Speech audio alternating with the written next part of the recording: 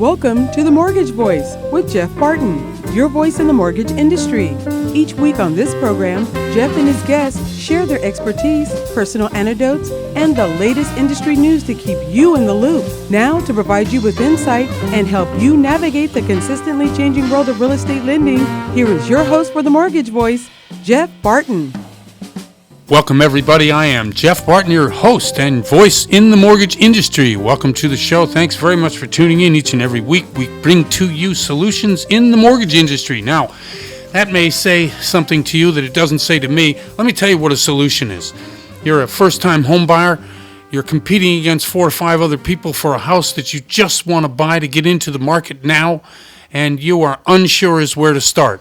Yeah, that's what we do on the show. We'll tell you how to do that. I can direct you to a number of different great loan officers, the company that I work for, and also sponsors the show, Malibu Funding, Inc. If you go to their website, www.malibufunding.net, you will see that there are 35, 40. Actually, we have almost 70 different loan officers in 13 different states that can help you figure out the problem, and whether it's that first-time home buyer problem, or maybe it is you've got a small business and you've been making pretty good money actually during the COVID crisis, and you just you want to use your bank statements from your business to get a loan. Yes, that's a problem that needs to be solved, and we can solve that. There are a number of different companies that will give you that solution, and we're certainly one of them. But the show itself will be able to help you, decide what you want to do. Main thing about what we do, we give information so you can use that information.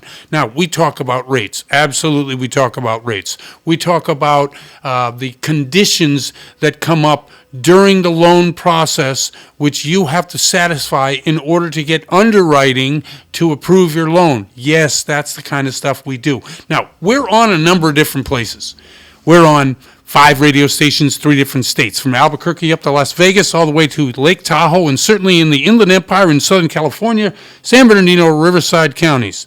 We're also on 10 different podcasts, and Darryl will read us the list of those podcasts for me. Thank you. We certainly are. It's Apple Podcasts, Google Music Play, Spotify, Spreaker, Stitcher, iHeartMedia, Radio.com, YouTube, and Podclips.io. And Podclips.io is the newest in our lineup, and they have a lot of great information on there, especially in the financing section, in the finance, and the when you're looking up solutions to problems in that area, go there. It's a pretty good website. It's brand new, and we're excited about being on it. YouTube especially, you can, if you want to see me, which I don't know if you want to see me today, I had a bunch of cancer cut off my face, so I look like, I took a few rounds.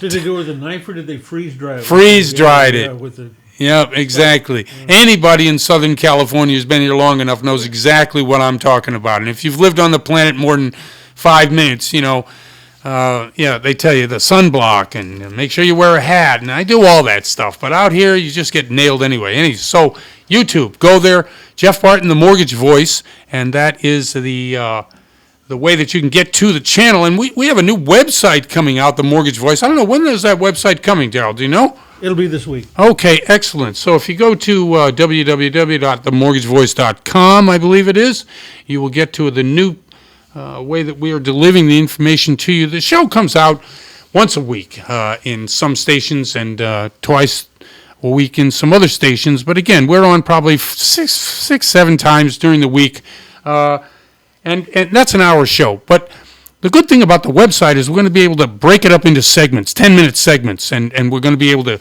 get the information about those segments out to the internet. So if for instance, you hear on the show today something we're talking about, let's say we're talking about first-time homebuyer programs, you'll be able to search the internet for first-time homebuyer programs, and you should be able to get right to the solution that you're looking for in the show. And I think that's really the way to attack it. I'm an old guy, and I really don't know much about what that is. So we got a couple of older guys to come on and tell me exactly what to do, and John and Darryl are doing a terrific job of that, so I appreciate what they're doing. Let's get right to it. Let's talk about rates right now.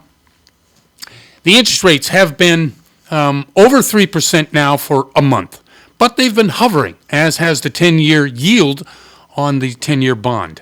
And that really means that we're probably going to stay right about here through the beginning of the summer. Now, the beginning of the summer, what are we talking? 4 or 5 weeks, middle of June, maybe 6 weeks.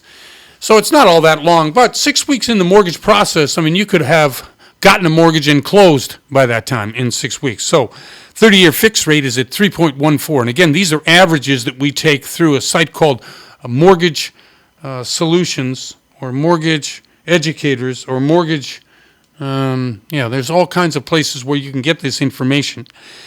3.14 on a 30-year fixed is smoking rate, by the way. It's not the 2.75 it was a month and a half ago, but it's still pretty good. And we've opened up more refinances as a result. We were at 3.5%, almost 3.6% not 2 weeks ago. Now we've had rates drop. There are a number of reasons why the rates drop. We don't have to get into that all today. But 15-year fixed, 2.57. Now that is a smoking rate. Let's say you're a person out there who wants to get this over with, right? You have extra money. You can pay your mortgage. You could pay a little extra. Now, there's a couple ways to do that, right? You can drop yourself into the 15-year mortgage, or you can pay principal reduction on your loan every week. You could put another, $1,000 on your principal reduction on a monthly basis. And over the course of 10 years, you've paid off principal of $120,000. But the interest you're going to pay on that $120,000 is also less, so you only pay interest on what you owe. So that probably speed up your loan as well to be close to 15, 20 years in that range. Let's see. The FHA loan is at 2.63. Interesting, right? The 15-year is less than the FHA loan. Now, FHA also carries with it mortgage insurance premium, so that's added on to this rate. So the actual APR is probably 1.25 higher than this. But your loan is insured. That's a whole different process, right? There's a lot of people out there right now who are in forbearance. Forbearance was the program that the Fed and the federal government came out with, the Treasury, that said you don't have to pay your mortgage because of COVID. You lost your job because of no fault of your own. So, and we are still in that protocol, probably till the end of the year, I would imagine. We are currently, about what I have it here somewhere. 4.25% of all mortgages are in some form of forbearance, meaning that somebody in this 4.2%, somebody out there is not getting paid. And those servicers who have been taking it on the chin since, the beginning of COVID, over a year now. Think about that. We've been in this financial crisis for over a year, but everybody's excited. Why are they excited? CDC came out with new guidelines. You can go outside and party hardy. You don't need a mask anymore if you've been vaccinated. Now, that may seem obvious to most people, but as the federal government tries to dig us out, the best thing to do is to allow people to do what they want to do outside. Therefore, they'll spend money. What does that mean? It means a new job, another job.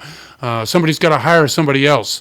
Ball games, concerts. You think of the things you do outside that, you can't do right now. Well, I guess you can now since the new guidelines. Anyway, it's going to mean more jobs, and that's going to mean less people in forbearance. That's a good thing. For services, it's a good thing for you. Jumbo loan, 3.2%. Now, this is low. A lot of banks, a lot of lenders have come out with a jumbo product. There are two kinds of jumbos out there. There's non-conforming jumbo, meaning there is a number in your county that is conforming, that will be sold to Fannie Mae and Freddie Mac. That's what conforming means. The loans that you do get sold to those government entities. They're not really government entities, although they are partially owned by the Treasury, U.S. government, GSEs, Fannie Mae, Freddie Mac. However, the true jumbo loan is beyond that limit that is the conforming or non-conforming jumbo. So up to $1 million, up to $3 million, those programs have really exploded. Why? Because the data through COVID and the last 5 years on products that are jumbo is spectacular. There are very, very, very few defaults on these types of loans, which means that the risk on these types of loans is actually less than they are for some lesser amount of loans. Now, you have to have more equity in, and as equity builds, who's going to want to give that away? We saw equity. Where's the number? Some markets, 17% year over year from February. 17%, but most markets, 11.9%. So if you have a property that's a jumbo property at $1 million, let's say, and it just went up 10% last year, now it's worth $1,100,000. Well, who's going to default on the equity that you just got? Nobody. That's why the loans are so good, because they're really, really good risk for those particular lenders. We got a lot more on the show. Thanks for tuning in. I'm Jeff Barton, your voice in the mortgage industry, and we'll be right back. You're listening to The Mortgage Voice with Jeff Barton. We'll be right back with more in just a moment. For more information on today's topic, email Jeff Barton at info@malibufunding.net. Now, back to The Mortgage Voice with your host, Jeff Barton. Hi, everybody. I'm Jeff Barton, your voice in the mortgage industry. Thanks very much for tuning in, listening to the show. We bring to you information about mortgages, about what's going on in the communities, not only nationally, but in the entrepreneurial spirit that exists out there, especially now since we've got a lot of people with shots in their arms. Everybody's looking forward to getting out and doing stuff. And there's nothing more exciting than starting a business and getting going on it or continuing to build a business. Of course, we talk about rates, we talk about real estate, we talk about everything having to do with decision making that you make, you're going to make, or that you have made in the past concerning mortgages and real estate. I mean, it's a center for a lot of people's lives. When they start out. And so we try to bring, it's spring, we might as well start with one of our favorite guests who's come on the show several times, although last year I only had you on once, I think, Ed, but it's Ed Pisner. Yeah. And welcome back, Ed. Thanks very much for coming on. Thanks for having me, Jeff. Great to hear your voice again as well. It's really good to be back on.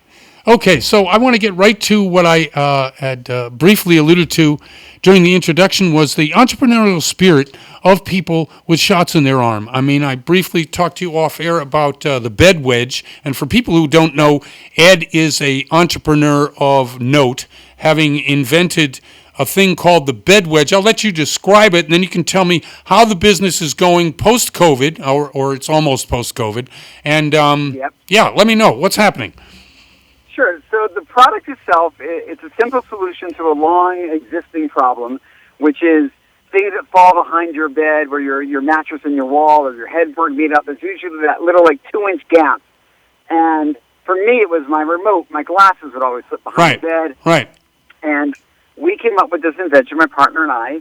We came up with an invention called the Bed Wedge, which seals up that gap. It keeps your pillow behind your head, not behind the bed. Right. Or under your head, not behind the bed. Right. And it's been, it was again, we started this out of my garage. And I, packed my car with our samples and went to bedding stores all over Los Angeles, knocking on doors. And, the typical story you've heard, people just knocking on doors, going to trade shows, trying to get it out there. Right. And I never gave up. We got a couple of distributors back in the day, about 3 or 4 years ago.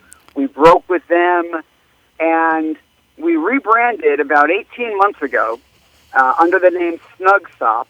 Okay. And we have hit a grand slam home run with this, Jeff. I got to tell you, we went with a marketing firm and a distribution company that got us onto Amazon, and our sales exploded with them. Now, I can't tell you if it was COVID, more people were home, so the shopping Maybe. I really don't know. Yep. But it had our sales quadrupled. It's been a very, very, last year was great. This year started off to be fantastic. It's a great product. Again, more and more people are noticing the product now, so it could be the marketing efforts from this distribution company. They're doing much more media-wise, social media-wise. Right. So it's been great, and we're very happy. Excellent. I love the excitement in your voice because I can hear it, and I hear it. We talk about mortgages and buying a house, and a lot of people beginning their life getting excited about things.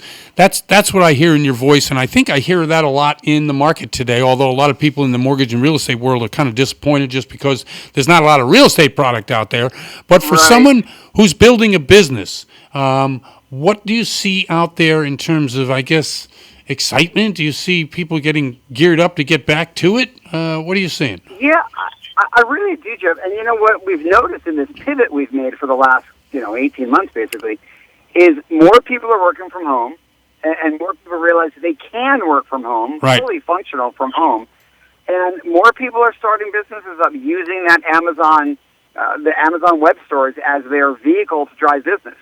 That is our sole vehicle right now. It's all the Amazon web stores. And it's amazing what Amazon gives you if you have a product to sell. It really is. And if you're a product that catches their eye, there's these companies that will buy your Amazon web store for something times your earnings, a Yep. percentage times your earnings. So it's a wonderful business. You got to have a good product. You got to have your head in the game, Right. and some skin in the game. You can't just think it's all going to happen on its own. It doesn't work like that. You got to put effort in. But effort in, results out. Okay, let's just get right to a little bit of the nuts and bolts in that. How long you been in the business? When did you start it? And what year are you on today? So basically, this is our 10th year. We had the idea in 2011. It took a couple years to this was again all my partner and I, one of my dear friends and I. We just did it all on our own. We Googled how to get a patent. We Google searched the names. We did all that. We were assigned 2 United States utility patents, which was very hard to get, but we did it. Right. So our first year in sales was about 2014. And when I say that, I'm talking, we ordered the foam, we cut it in my garage, we had people sewing cases for us, we packed it ourselves. My kids were helping to seal them and pack them. And then I filled up my truck, and I went to the sit and sleeps and the mattress stores, and we drove to Vegas to bedding shows year after year, just to try to get it out there. Very, very on our own grassroots.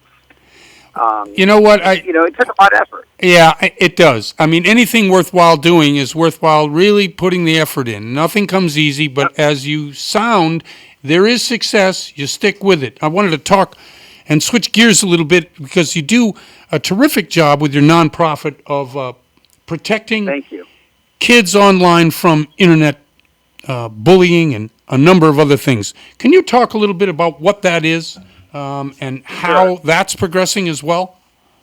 Absolutely. So we founded 4 years ago the Organization for Social Media Safety.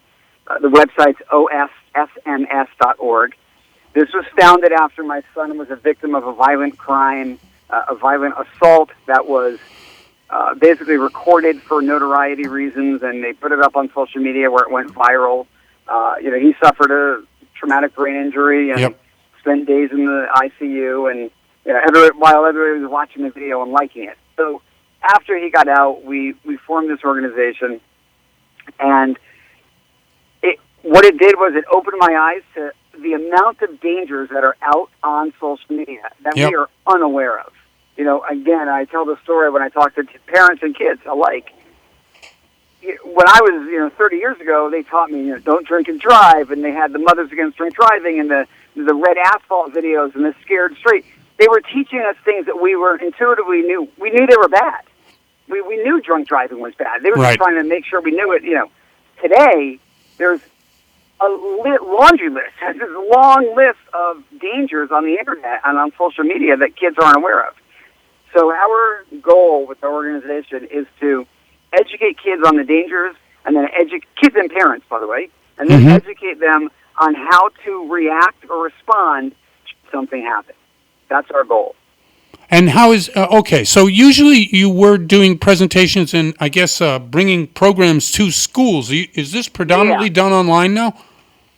Yeah, so pre-COVID, I was visiting 100-some-odd schools a year all over the U.S. because we're national. Yep. And sharing my story, going into our educational tips and what to do and what not to do, and some of the laws that are out there, because we did pass a law in California for filming a violent act, and so we educate them in person. Now, obviously, we have to pivot because of COVID. Yep. We are not doing presentations for kids online on Zoom because we feel that they're staring at the computer enough, being that they're in school online. Right, and of course. We know we're not going to get a lot of attention from them when it comes to online, but we are doing parent presentations online. We did create a 3-hour, what we're calling the Buckling Your Social Media Seatbelt Super Course, and it's all free. It's online. It's a 3-hour video course cut into like 10-minute segments, 11 minutes. Yeah, take them perfect. Here and there. Anywhere. Yep. And that's all on our website. We give that to any parent that wants. They just sign up and they watch the videos. And it's really just an educational piece. It's about the conversations to have with your kids about social media, the rules to set, and then how to set certain settings on your phone. We give you the whole walkthrough. Ed, we are out of time almost. Could you let people know how do they get in touch with this part of what you do? It would be great. Absolutely. Absolutely. So the website, www.ofsns, which stands for the Organization for Social Media Safety.org. Everything you need is right there on our website, our phone number, our contact information. If you feel so generous as to make a donation, there's a donate button there. We are completely funded by the generosity of everybody that follows us.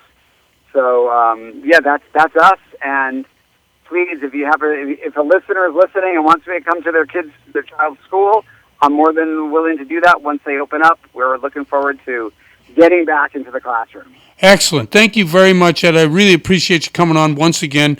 And, we'll do it again soon. I don't want to wait this long next time. Yeah, let's do it again soon, Jeff. Great to hear your voice. Great to hear your voice, too. That's Ed Pisner. I'm Jeff Barton. You're listening to The Mortgage Voice with Jeff Barton. We'll be right back with more in just a moment. For more information on today's topic, email Jeff Barton at info@malibufunding.net. Now, back to The Mortgage Voice with your host, Jeff Barton. Welcome back, everybody. I'm Jeff Barton, your voice in the mortgage industry. Thanks very much for tuning in to the show to hear what we have to say about what's going on in the mortgage and real estate businesses.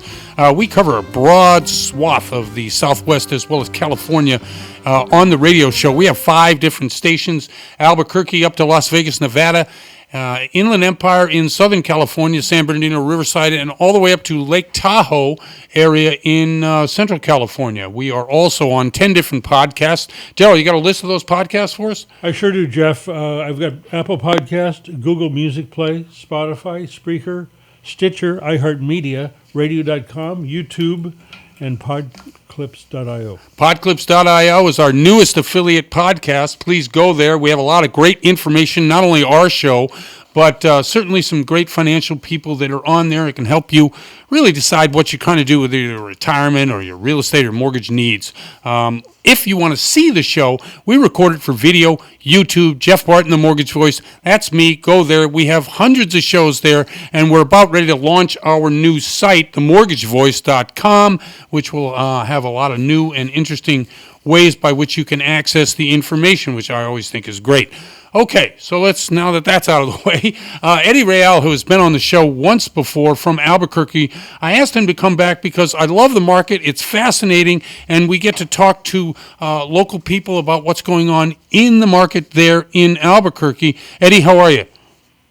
Hey, I'm doing well. It's good to hear your voice again. It's been a while. Yes, it has, and thank you for coming on and doing this. I know some people are so busy they just can't do it, and I caught you right out of a closing, so I guess you're as busy as everybody else. Yeah, it worked out perfectly. But the thing is, if we can't take the time to talk to you, then we're doing something wrong. Okay, I'm happy to talk to you, and thank you for selecting me to visit with you today. Okay, excellent. So you had a closing today. How often do you have them? Is the market still on fire the way it was the last time we talked? Yes, it is, but it's kind of one-sided because you get calls from buyers and you can't really help them because it's so difficult to find properties. Almost everything gets multiple properties the first day, multiple offers the first day, and the problem with that is that you got to know how to write them to make yours look better than the other ones, but yet you have limitations. Yep. You have appraisal limitations. You have limitations of, like, first-time buyers don't have that extra money to pad it another $3,000 or $4,000 or $5,000. So it's very difficult. So you got to try to get the listings, but then again, there's not that many listings because if they sell their house, where are they going to go? Right. So it's a difficult situation. I've been doing this over 40 years. I've never seen the market lopsided like this. It's great that it's a seller's market, but there's also other ramifications we have to deal with. What do they do when they sell their house? If they're not moving out of town or out of state, transferred from work or something, then they got to rent or they got to buy something else. And so it's a little bit of a tough situation. It can be real good or it can be difficult. The virus did slow us down a lot, but like right now, phones ringing a lot. People are looking to do things. People that are trading up are doing well because if you sell your house for $200 and you're buying a $400 house, there's less competition in the 400 range than there is in the 200 range. So therefore, you have a little bit better shot. And if you can get a 2.9% mortgage, man, you're stealing it. So things are good. You just have to know what you're doing. Okay, you mentioned about getting an advantage by writing an offer a certain way. I know there's limitations, but give us some examples of how you might be able to help a borrower or a buyer get a slight advantage on somebody else. Okay, so you're listing it, you put a property on, you're going to get 4, 5, 6, 8 offers. You got to start weeding them out, and you got to be fair to everyone because you have to be ethical and you have to be fair. But now, what the seller's going to be looking for, one of the main things is he doesn't want to wait 45 to 60 to 70 days because it's 45 days normal, and then if it's New Mexico Finance Authority, they take 2 more weeks to look at it. The appraisals are taking 35 days to get them. So there's a lot of things that are happening.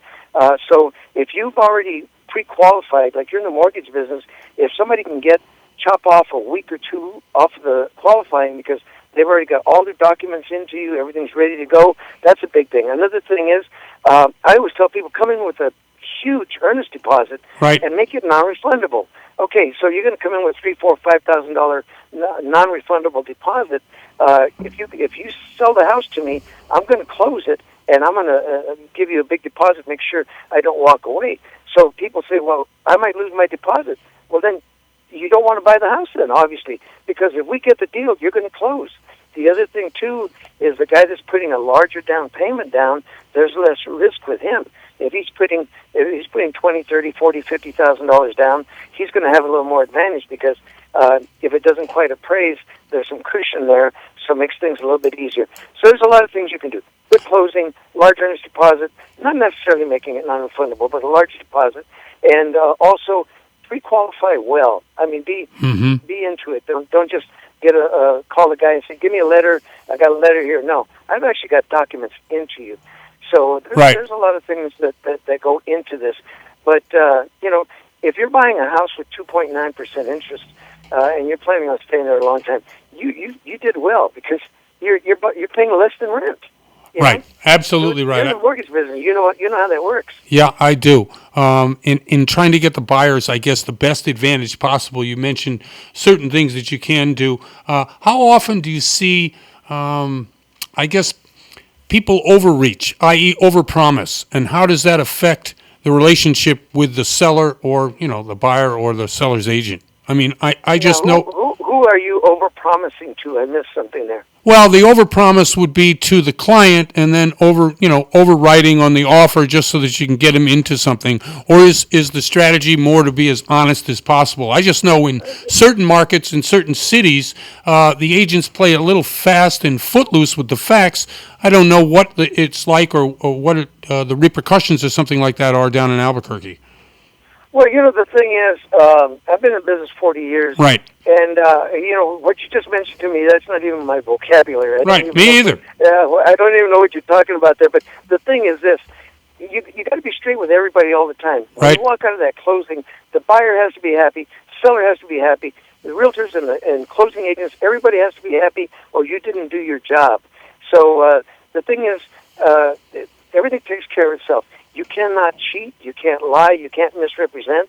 You can, but you're not going to be in the business very long. I've been doing this 40 years, and it doesn't take but a minute for somebody to get a bad reputation. So you want to make sure you do everything ethical, you do the best you can, and once in a while you lose a deal. But if you don't do it ethically and you have to look over your shoulder, you're not going to be in the business very long, and also you're never going to get referrals. And we rely on referrals quite a bit. Absolutely, and I think answering the question that I was thinking about is that the agent is almost as important as what's written in the offer. The trust in the people you work with and your reputation in the industry really helps sell that particular buyer to that particular seller. And as you just demonstrated, and being where I'm based up in the Southern California market, there are a lot of different work ethics up here, but as you've demonstrated being the type of person that can't even think of doing that, it really helps the buyers along the way to get into the property because the people trust you, the agent. Well, it's not unusual to lose 2 or 3 deals a year because somebody says, well, can you do this, can you do that? That's not going to work for me. I'll just refer you to John Doe over there, or I'm sorry, I can't help you. Or, but the way it is now, you got 20-page purchase agreements, 20-page listing agreements, you got disclosure documents. I mean, how could you even think of doing something unethical? It's almost impossible, for one thing, and second of all, you're cheating yourself and your people. So I don't know. That doesn't enter the vocabulary here. What we're talking about. So anyway, long story short, if you never have to look over your shoulder, you're doing something right. No, I agree with it. And that's why I like to talk to you, because the business is hard enough. Dealing with straight people, it's hard enough. If you're dealing with people that aren't straight, it's very difficult. And like I say, I've been doing this about as long as you have. We're up against the clock right now. Could you shout out your phone number for people who want just a terrific broker down in the Albuquerque area? Sure. Eddie Rael, R-A-E-L. And if you want to go online, eddiereal.realty, R-A-E-L. My number is 505-550-7235. 505-550-RAEL in the cell. My office number is 883-9400. Everything in this area is 505-83-9400. Anyway, eddiereal.com in Albuquerque or eddiereal.realty. Give me a call if you're thinking of transferring over here. We can see what we can do for you. And like I said, if you're ethical about everything, your job is easy. If you're not, you got to keep looking over your shoulder. That's no way to live. But we have a good reputation. We've been doing it a long time, and I'm with Realty One, the largest and fastest growing brokerage in the entire Southwest right now. Realty One in New Mexico, 883-9400. Eddie Rael, 550-7235. And give me a call even if you want to just chat, because, that's what we do. Also, if I can mention, I do have an oldies radio show on Sunday afternoon at kdsk.com, anywhere in the world. Excellent. kdsk.com, 1 to 5 Albuquerque time. Every Sunday afternoon, I take requests at 550-7235. I do thank you for letting me spend some time with you this afternoon. Love it, Eddie. Thank you very much for coming on the show again. We'll talk soon, and keep knocking them down. Sure. If anybody has any questions about any real estate in Albuquerque, 505-550-7235. Thank you very much. Thanks, Eddie. Thanks very much. I'm Jeff Barton, your voice in the mortgage industry. We'll be right back. You're listening to The Mortgage Voice with Jeff Barton. We'll be right back with more in just a moment. For more information on today's topic, email Jeff Barton at info@malibufunding.net. Now, back to The Mortgage Voice with your host, Jeff Barton. Hello, everybody. I'm Jeff Barton, your voice in the mortgage industry. Thanks for tuning in to the show this week, as well as every other week that you do come on. If you do come on, you go to the podcast or you hear the radio stations. Again, we're on 5 radio stations in 3 different states, from Albuquerque up to Las Vegas, Nevada, up to Lake Tahoe, and certainly in the Inland Empire in Southern California, San Bernardino and Riverside counties. If you see and hear us, or you go to any of these stations or podcasts to listen to us, click on that you like us, that you want to join what we're trying to do. And what are we trying to do? Look, you've got questions about mortgages, about real estate. Everybody does. I mean, the market changes so much and has changed so much in this last 18 months. I mean, if you consider where we were 18 months ago to where we are today, you would not have believed it. From the people who are buying and selling loans, to the companies that have merged or gone public, to the products that are out there taken away and given back, to the credit score requirements, the whole new 1003, which is the loan application. There's a lot of things going on in the lending world. Now, if you're talking real estate, there's not enough of it. So, yeah, you need to join to get the information from us. And one of the people that we bring on the show all the time, who's an expert in so many parts of the business, he works for Malibu Funding. He's the resident manager in Las Vegas, Nevada, is Charles Giscombe, and I brought him back today to talk about market, to talk about programs. Charles, how are you? Great, Jeff. Thanks for having me, man. Thank you very much for coming on the show. Okay, first off, how are things going? Busy as they always are, or do you see any change based on the rates going up a little bit? You know what, Jeff? Surprisingly, business is still moving forward. It's booming. Individuals are purchasing. They're getting out there. And the more and more that the market becomes open, individuals are just, the banks are coming up with new programs and giving us new opportunities to get other individuals who normally wouldn't be able to get into the market, get them out there and giving them money so they can get into this, fast-paced market still, Jeff. It's still moving so fast. I agree 100%. My wife gets her second COVID shot On Wednesday, I've had mine. So 2 weeks from that, I told her, I said, look, CDC came out with new guidelines. We're going to be able to get out. So this times 300 million people, there's going to be a lot of business activity out there. A lot of people are going to get rehired. Do you think this is going to spike the rates, i.e., because people will be wanting to spend money, companies will raise their prices? How do you think that's going to affect the market?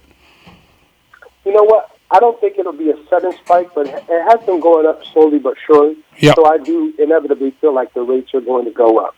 And obviously, the refinance business may not be there because it won't be the lowest interest rates for people to get into.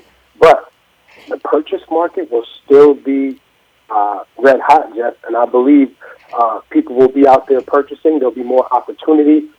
And I just think that there's not enough property out there to buy. So people are going to, they're just going to gobble it all up. A lot of people are saying that they were putting offers on property sight unseen. Right. With that being the case, we make ourselves available and we provide other options and financing that they just can't get from the bank. The non-traditional way is becoming more and more coming to the forefront. Individuals are looking for these non-QM, non-traditional ways to get into the market. Okay, let's talk about that a little bit. Some of the products that are available out there currently are what? What are we talking about when we're talking non-QM? I mean, now it becomes so norm, Jeff, that we talk about this all the time, that these programs are coming to the forefront. They're just every day. I mean, every pricer you have now has to have a non-QM pricer along with the agency pricer because those products become available and very competitive in the market. Now, and these products are similar to the old stated products back in the day, but now even better, more enhanced, better interest rates. And that would be like bank statement programs. We have programs now, Jeff, where you can put 12 months, 24 months. There's some programs at 2 months of bank statements, basically utilizing your deposits that you make from your business and your personal, and you utilize that as your monthly income. And now your debt-to-income ratio is based upon the amount of money that you deposit as opposed to your tax returns. There's NONI loans, non-owner, no income. Stated loans, stated income, stated asset, where you just state what your income is, and as long as you can show you have the ability to repay, then you'll get qualified if your credit can hold up to it. All kinds of loans, profit and loss loans, where you can just use your CPA to do a profit and loss for you to get you qualified. As long as you have that ATR, which is the ability to repay we always talk about, Yep. and can show and prove that through these different methods or these different financial documents outside of tax returns and W-2s and paycheck stubs, there's a loan for you, Jeff. And that is making this market more competitive than ever. Okay. Let's see. Flagstar just announced that they're going to be purchased by a bank back east. We've seen United Wholesale. We've seen Rocket. We've seen Lone Stream. A lot of different companies either going public or getting bought. Do you think that's good, or do you think it's bad for the marketplace? And do you see it as a warning sign, or as something that is good for the market? You know what? I look at it as it's being good, as being competitive. I mean, it's obviously showing people that the market is thriving. It's better than ever. Competition is great. Yep. I do believe with these individuals coming in there has to be adjustments to the interest rate. And I do believe it's more visibility. We have to do what we call demystifying the whole process of mortgages. Agree. People Yep. think that this is a whole big thing with these magic tricks and these smoke and mirrors, but it's really not. It's based upon structure and your ability to repay. If you don't have a particular structure, as used to be, you could not get into this game. But now, if you have some sense of semblance of structure that can meet a guideline, you will qualify for a loan. And I think that at the end of the day, all these different things, with the companies going public and these new programs and products being introduced into the market, it all is just allowing everyone, all types, all individuals, entrepreneurs, obviously salaried employees, W-2 individuals, everybody get into the market because it's the oldest way in the world to make some money and fill up your piggy bank. Yeah, I listened to Housing Wire today, and they're talking and they have a long series of programs about minority home ownership. I'm of the belief that everybody in a house would be better for the country simply because more people would be invested in the country, i.e. if you've got skin in the game, so to speak, i.e. I can have my house paid off, I can have equity built in my house, you're more apt to be more productive, you're more apt to be able to keep your house and the neighborhood nice. That's just my own belief. On the show, it was talking about several things that were a bar to that. One was the price, obviously, because the price going up, scarcity of product. The other one was the ownership versus the investment, meaning should I own or should I invest?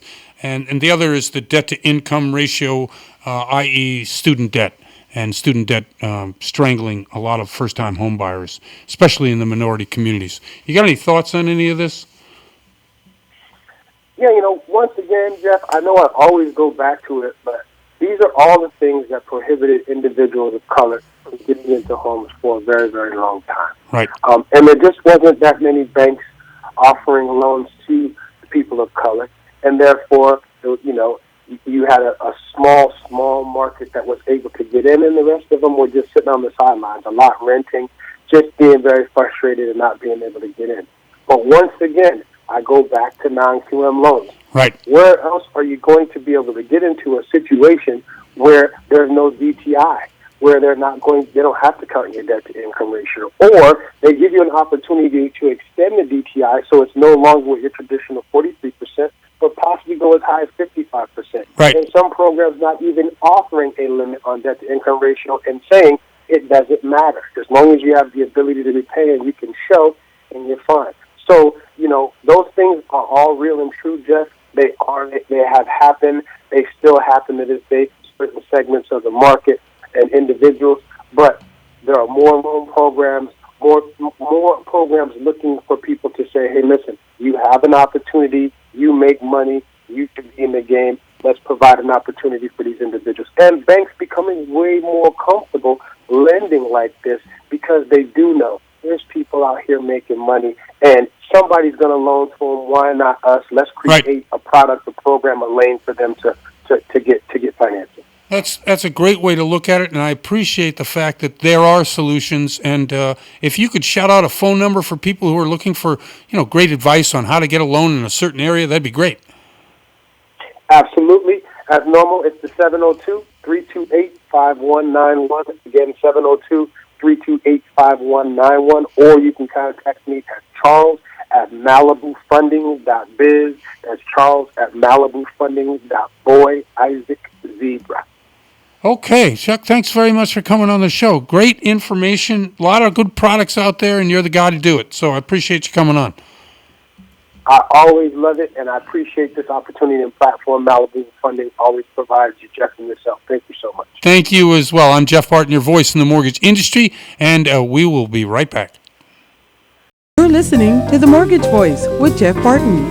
We'll be right back with more in just a moment. For more information on today's topic, email Jeff Barton at info@malibufunding.net. Now, back to The Mortgage Voice with your host, Jeff Barton. Welcome back, everybody. I'm Jeff Barton, your voice in the mortgage industry. Thanks very much for tuning in to the show, listening to what we have to say about mortgages, what we have to say about the real estate market, and your prospects to get into it, or if you want to sell and rebuy somewhere else. Yeah, that's a great strategy if you live in the Southern California area. Maybe not such a great strategy if you live in some of the outlying areas of different municipalities, whether it be Columbia, South Carolina, whether it be Tallahassee, Florida, or up in St. Paul, Minnesota.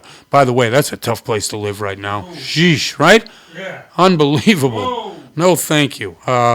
Also, another area, it's a tough place to live, downtown Portland, if you're up in that area. Yeah, if you've got property in that area, they're just now starting to reverse a trend that was 14, 15 months long of letting people riot and burn stuff down. They're taking a harder line stance. I think the people up there are kind of fed up with the whole prospect of being the city that allows it. So, yeah, I read an article recently that just said that's going to stop. And it'll please homeowners, and it'll please people in the city who want to see their property values go up rather than down. Okay, so The home price appreciation continues, right? 11.9% in February, year over year. Mentioned that in an earlier segment. Is it sustainable? And I'm not sure if it is sustainable. So let's talk about that for a second. Some people worry that there is a housing bubble, that the prices that have been going up are unsustainable, and that this smacks directly of 2008 all over again. So I read up on it a little. There were a few articles out. Housing Wire had a terrific series on it, talked about what the difference is between today and 2008, because I think that's probably the most relevant, meaning that it's the one people remember. Nobody's going to remember the Great Depression. Nobody's alive that happened when that happened. But in 2008, yeah, there's a lot of people who got burned in that time. Let's talk a little bit about why it's a little bit different now than it was then. Okay, so the positives in the bubble. We've seen, as I just said, about an 11.5% increase in home prices year over year, February to February. That's a good thing for people who own a home. There's 20% equity, the dollar rise in U.S. homes in 2020, which is pretty good. It means that most homes in America who are paying a mortgage have now at least 20% or more equity in that home. Matter of fact, the equity rose by $1.5 trillion in 2020. That's a big number. So that's one of the reasons they say that the loans today are more secure, because nobody's going to want to default on 20% equity in their home or more. It's just not going to happen. So therefore, they're going to do everything they can to hold on to that equity. And the government is helped by extending this forbearance program. Those are good things. The loans are more conservative now. Another reason why it isn't like 2008. What do I mean by that? Anybody remember the neg-am loan? Of course everybody remembers that. Anybody remember the ratings in the bond market and how those were delivered or derived? Well, maybe don't remember that. Okay, let's tackle the first one. Loans were more conservative, and they were more conservative today than they were then. The neg-am loans themselves means that the way you paid into your loan in 2008 would not pay down the principal, and the principal would grow. Now, you had prices increasing, but you had less of a down payment or less money in the property, because what people would do was they would refinance, take the money out of the property. And that was why, in those days, those types of loans, which paid less on principal and were counting on the rise in the value of your property in order to continue to refi and take money out of the property. Those aren't allowed anymore. That's not done anymore. Therefore, the loans are much more conservative and much more secure.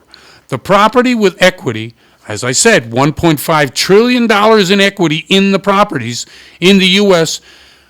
went up last year alone in 2020.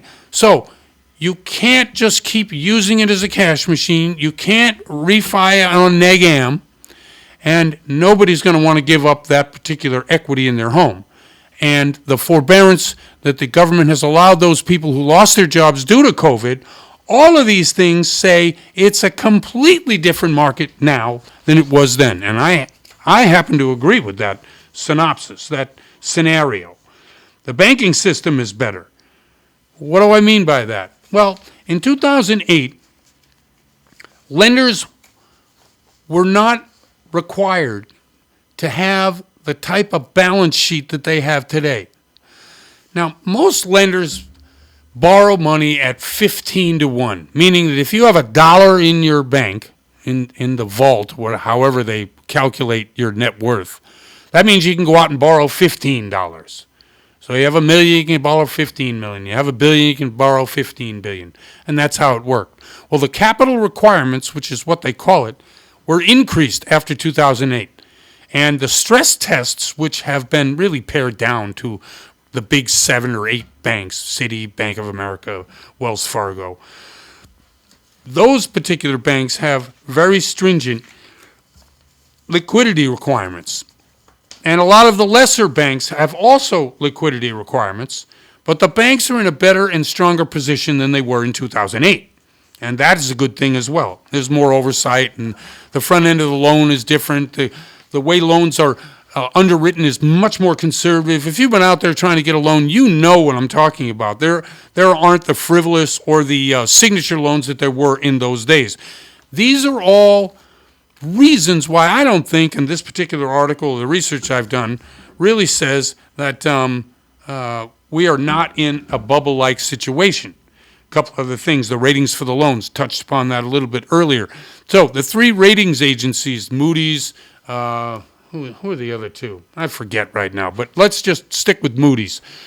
Okay, they used to value the loans that were brought to them so that on the secondary market they could be bundled and then bonds sold as a result of that. It's a type of derivative, right?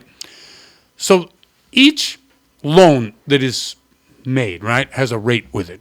Your rate is, let's say, 2%. Well, all these 2% loans in 2008 would be considered A paper and therefore be able to, say that the bond is worth X, whatever that is. Well, in those days, the rating agencies weren't as robust at their making sure that these loans were actually worth the paper they were written on. As we talked about, Neg M loans, not worth the paper.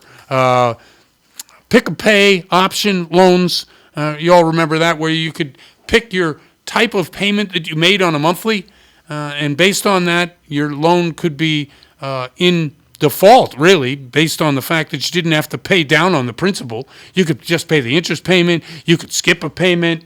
Those loans don't exist anymore. So the ratings agencies are actually looking at the paper of the loans and seeing the conservative way by underwriting has really made the loans a better product, that the oversight, that the banking regulations, that the liquidity requirements, all of this makes that the agencies that give you bond ratings, Moody's, for instance, means that those bonds that are sold, when all those loans are bundled together, all those 2% loans are bundled together, and then you're selling a bond at 1.5%, right? And these conservative type investments made on these GSE loans, these are all loans sold to Fannie and Freddie, are the type of product that Moody's can bank on because they're good loans. And so therefore, we're less apt to be in a bubble as a result of bad loans. They're not bad loans. They're good loans. Okay. There are some problems, however. Let's just go through them quickly. The increase in errors and sloppiness as a result of the volume in loans that have been done since 2019, through the pandemic of 2020 to present. That's one of the things that they brought up. 60% of underwriters out there, less than 2 years experience. The investors with one property buying another property, and inflation. These are four areas that they see are something to keep an eye on and to make sure that obviously those areas are really under scrutiny. We wanted to talk a little bit about what's happening in the consolidation in the loan business. It's another area as well of concern for me, but we run out of time, and I really appreciate y'all listening to the show and me talk about some of the things that are going on in the real estate and in the mortgage business. I'm Jeff Barton, your voice in the mortgage industry. Thanks very much for listening, and we'll see you next time. You're listening to The Mortgage Voice with Jeff Barton. For more on today's topic, visit www.malibufunding.net.